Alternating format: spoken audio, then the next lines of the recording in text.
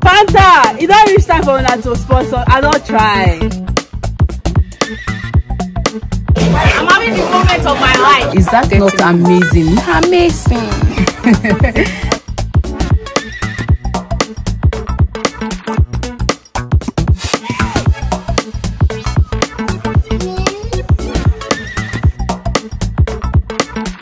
Hi guys, good morning. How are you doing? We have the chance to visit the Garri factory here, so we decided to check it out and try to make some Garri. I kind of have a little experience because I've traveled to the village before. I see people do the Garri, but I would like to also experience it in Emure, the stylish way. They have their own style, and it's something to check out. So come on guys, make sure you watch to the end of the video, like, share and subscribe, because that means a lot to me. I really love you guys.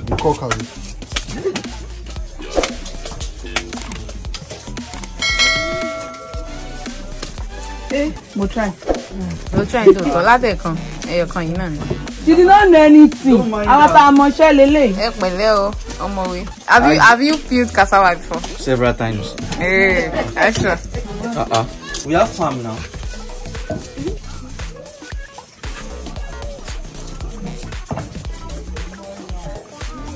Mama don't share effortlessly. Hey God. It's moving like smoothly. Very fast. He's looking at you like, No, it's small now. Sorry.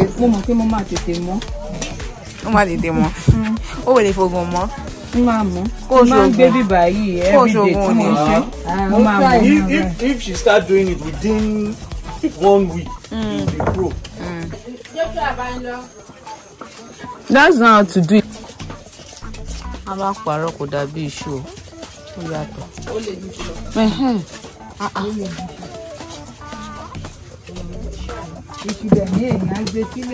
Yes.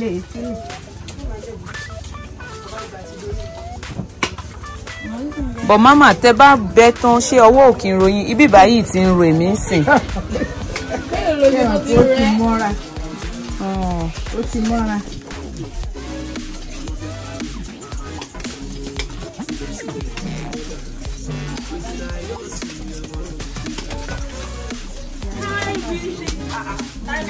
Yes. I think I should learn a new profession. This content creation is not paying my life. I'll become a cassava flakes maker. I'll be selling floating berries too. If you buy it from me. That's a good business. It is. I have a vision.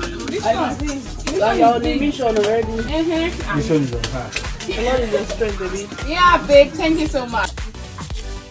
This is another way of peeling the small cassavas. You don't have to peel like here.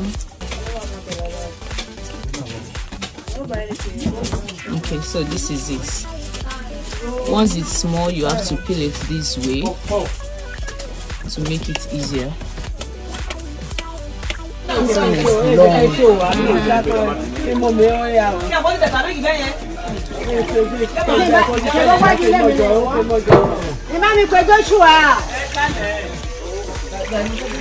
so you have to wash it, remove the stone, everything, and make sure that it's very neat.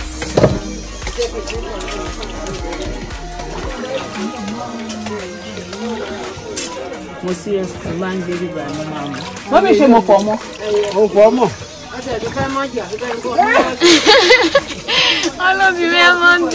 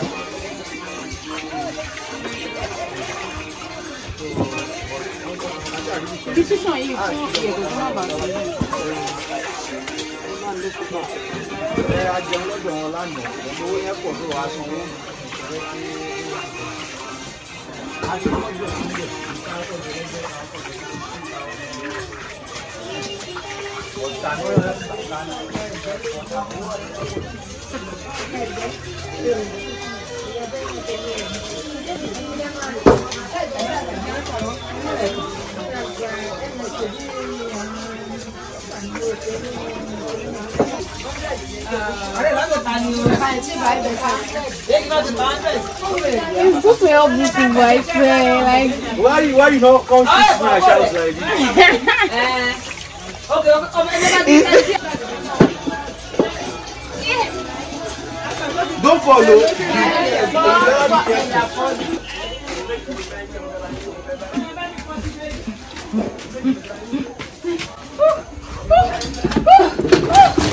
I said this is heavy.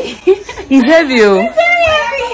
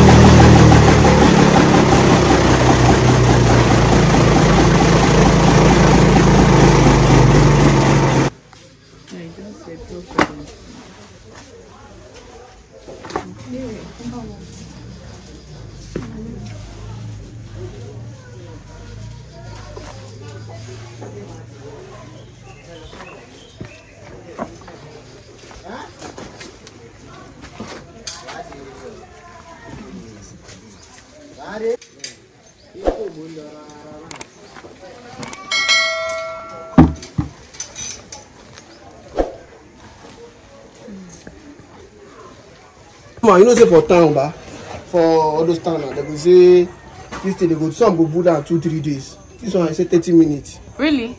Like 30 minutes, it's ready. So after peeling, the next thing they do is to grind. And after grinding, they bring it down to this place. They try and remove the water. Like this is a weight on it. They put it inside a sack, then put it under this weight so that it will drain out the water. Then it will move to the sieving stage here. So these are under 30 minutes. This thing is actually done. Is that not amazing? Amazing. All right, so that is it. So what if I change it again, man? Yeah. Now we're baby. They have two types of machine. This one is under 30 minutes, while the other one is under 1 hour. like just to drain the water out. So now he's about to remove the weight and add more so that the water can come out. So what can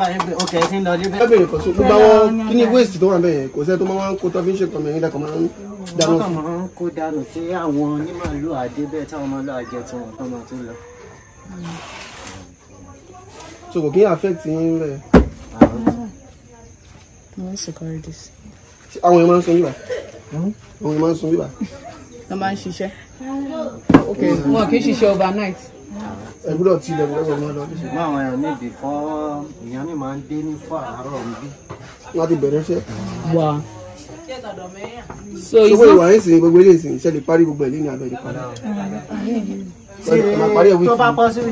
party. Somebody law a game. Now we need to one there before be.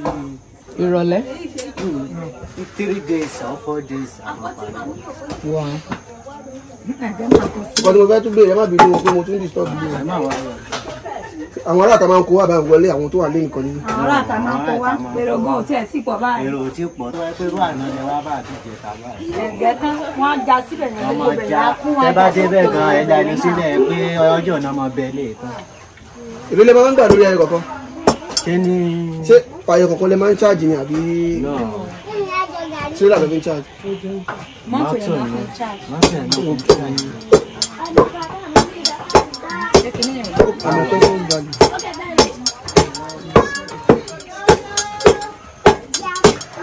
Báwo lè bẹ̀rẹ̀ sí ní ṣiṣẹ́? Mo ti ṣe díẹ̀ náà.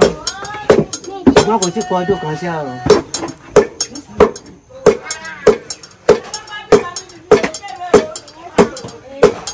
Ẹ̀yin máa rí báyìí fún síbẹ̀ ayé.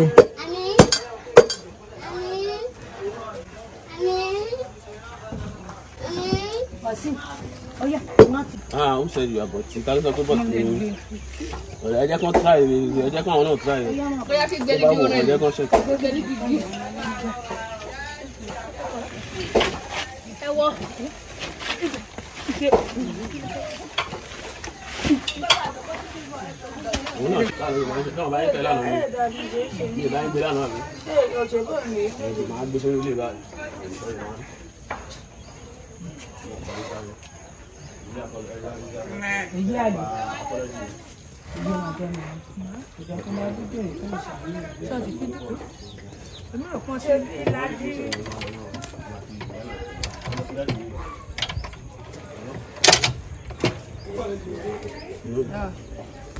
But I like enough to feel your problem. Hello? Enough to feel your problem. Promise me, I'm going to feel like millions to one people. Látàná ẹ yóò mo ṣeré bíbá ìlànà ni. Oh, like me. Hi.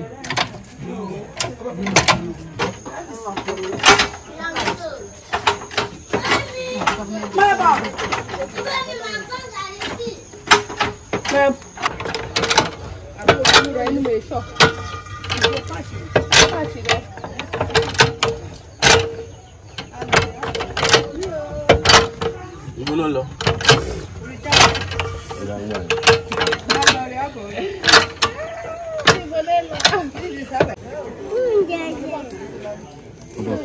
We need the video. I want to shoot already. It's not for my own. Okay.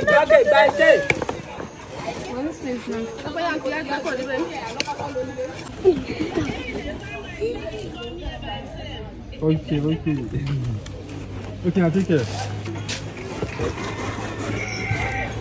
I'll call you when I get to the hotel.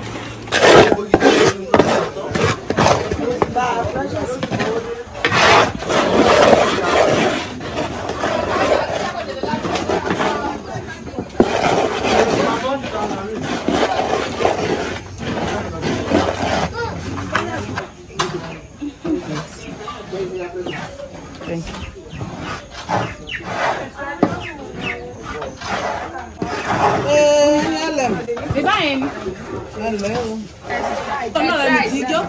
Oh, thank you.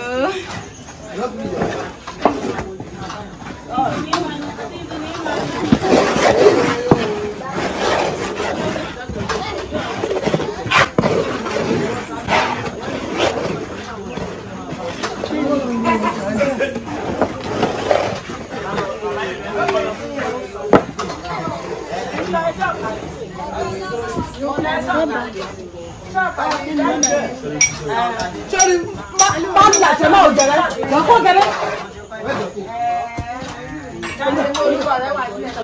having the moment of my life.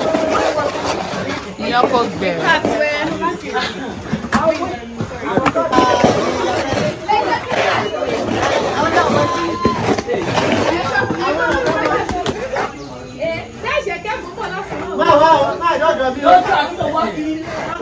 Ẹ kú iṣẹ́.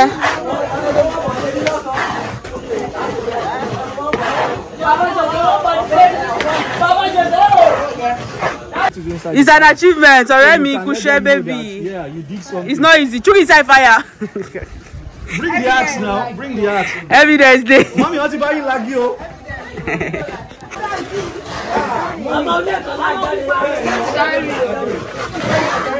Oh, the front maybe.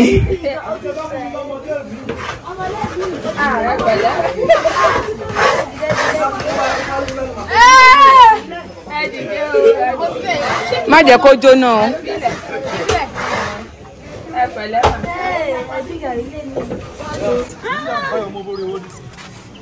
Fanta, it don't reach time for una to sponsor. I don't try hello. Even in from China to Dubai to Nigeria, even inside village, hello. It don't reach time, I don't try.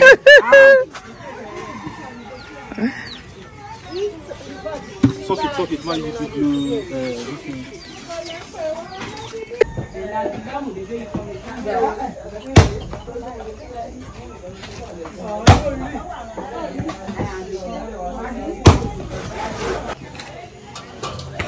Whoa, the color is giving. It's giving what it's supposed to give. What's it better?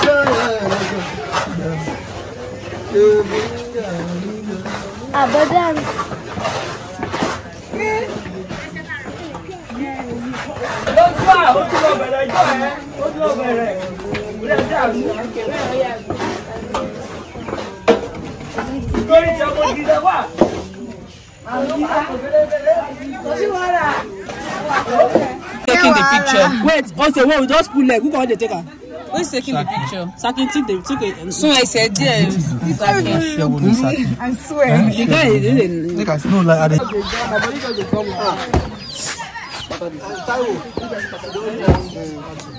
Rejoice, you're not.